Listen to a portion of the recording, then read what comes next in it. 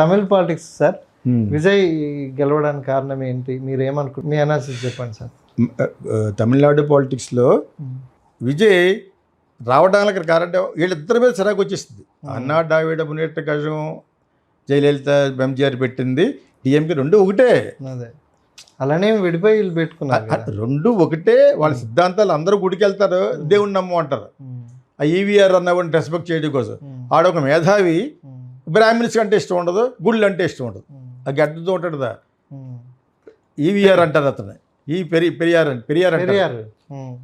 వాడొక మూర్ఖుడు, తెలివైన మూర్ఖుడాడు. అదైందా? ఈ టైంలో జనాలకు ఒక మార్పు కావాలని కోరుకుంటున్నారు. Worst ఫిలోస్ DMK, worst ఫిలోస్.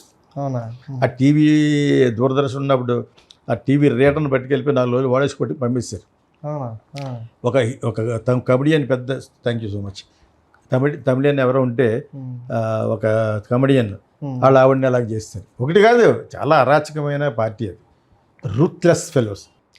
రజనీకాంత్ వచ్చిన ఓటు వేయరు. ఒకసారి నిలబడ్డాడు, 15 ఏళ్ళ క్రితం నిలబడ్డాను, ట్రై చేస్తే వేస్ట్ అని తెలిసిపోయింది. అతను ఎలక్షన్లో వచ్చేటప్పటికి ఇది తమిళియన్ కాదు అది వచ్చేసేటట్టుగా అనిపించి అప్పుడు మానేశాడు. ఈ మధ్యన డ్రామా చేశాడు. మోహన్ బాబు ఫ్రెండ్ కాబట్టి ఇక్కడికి వచ్చి నాకు ఆరోగ్యం పాడైపోయింది, ఒక అంబులెన్స్ పెట్టరా, ఏదో విధంగా నేను ఎలక్షన్ నిలబడ్డా వేయరు అతనికి.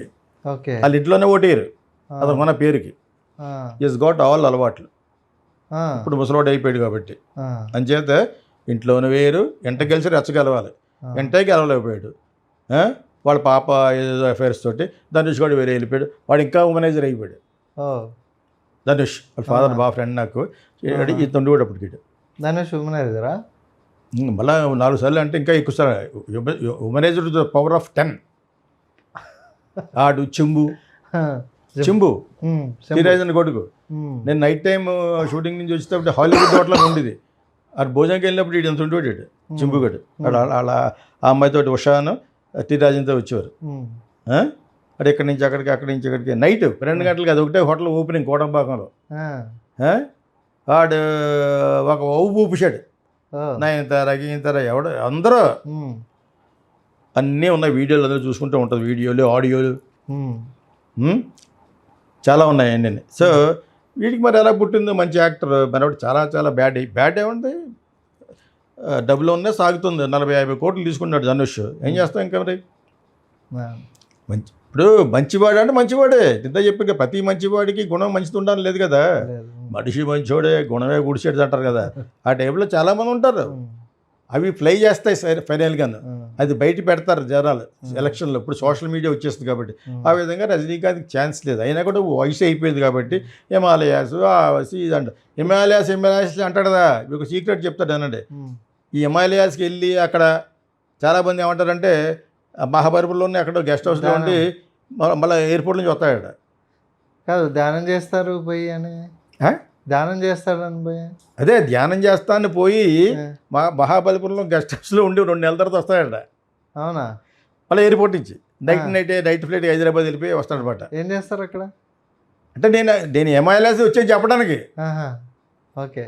ఒకవేళ నిజంగా హిమాలయాస్కి వెళ్ళాడు అనుకోండి, అక్కడ ఉన్న బాబాను ఒకటి పట్టుకొచ్చాడట. ఇతను రెగ్యులర్గా అన్ని విషయాలకి వాడుకునే హోటల్ ఒకటి ఉంది, 5 స్టార్ హోటల్, అడయార్ పార్క్ అని.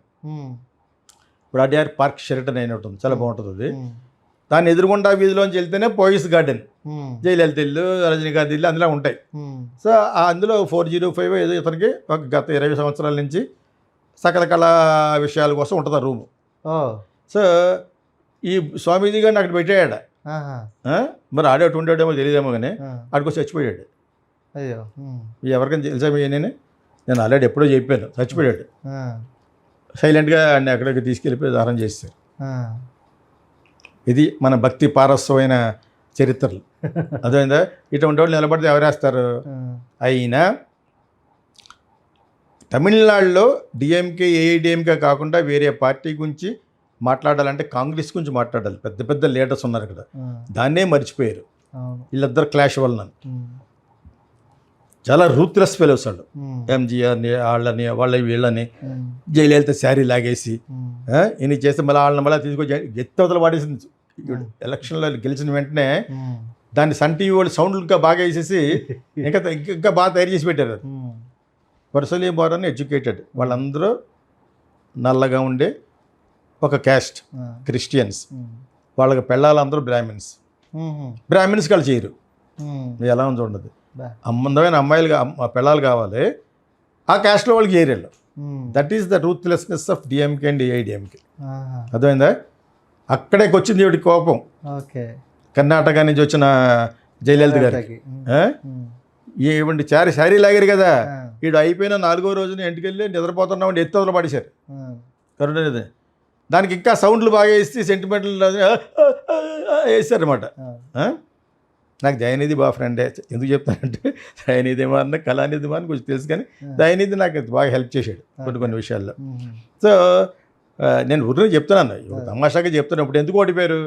నువ్వు నిలబడిన సీట్లోనే నువ్వు గెలలేకపోయావు. నువ్వు విజయ్ తోటి కత్తి కడతావు సార్ స్టాలిన్ అంకుల్ నువ్వు చేసి పాపాలు నీకే వండుకుంటాయని చెప్తున్నాడు అట్లా. మళ్ళీ ఇంటికి వెళ్ళి కాళ్ళకి నమస్కారం కూడా పెట్టాడు, అది పుణ్యం మీద కారు వేసినట్టు. So what ever it is, మళ్ళీ డీవియేట్ కాకుండా విజయ్కి మంచి అవకాశం ఎందుకు వచ్చిందంటే ఇతను పెద్ద అనుభవం ఉన్నవాడని కాదు, ఇతను కూడా ధైర్యం ఏంటంటే పాలిటిక్స్లోకి వెళ్ళిన తర్వాత డబ్బులు దొబ్బేసి వేల కోట్లు వెనకాల వేస్తారు కదా, అది నాకు అవసరం లేదు అని చెప్పేసి అకౌంట్స్ ఇచ్చేస్తున్నాడు. నేను 200 కోట్లు ఎఫ్డీ చేశాను, అది కరెక్ట్ అయింది. నేను నాకు డబ్బులు దబ్బవలసిన అవసరం లేదు, నా వెనకాల ఉన్న వాళ్ళు కూడా డబ్బులు దబ్బనేమని అన్నాడు. అది కదా కుదరదు. నీ వెనకాల ఉన్నవాడే పెద్ద మనీ లాండరింగ్ వాడు, ఆ పొడుగోడు ఒకడు ఉండడు, లాటరీ వాడు. ఆడు దేశాన్ని మింగేస్తాడు, మోడీని కూడా మింగేస్తాడు. ఆడు లాటరీ నుంచి డబ్బులు జగన్కి ఆడికి డబ్బులు ఖర్చు పెట్టాడు. అవునా? జగన్కి ఎందుకు ఖర్చు పెట్టాడు? జగన్ 100 కోట్లు ఇచ్చి తిరిగి 90 కోట్లు ఇమ్మంటాడు తప్పితే ఆ డబ్బులు ఎందుకు ఇస్తాడు? ఆడు వీపీయా?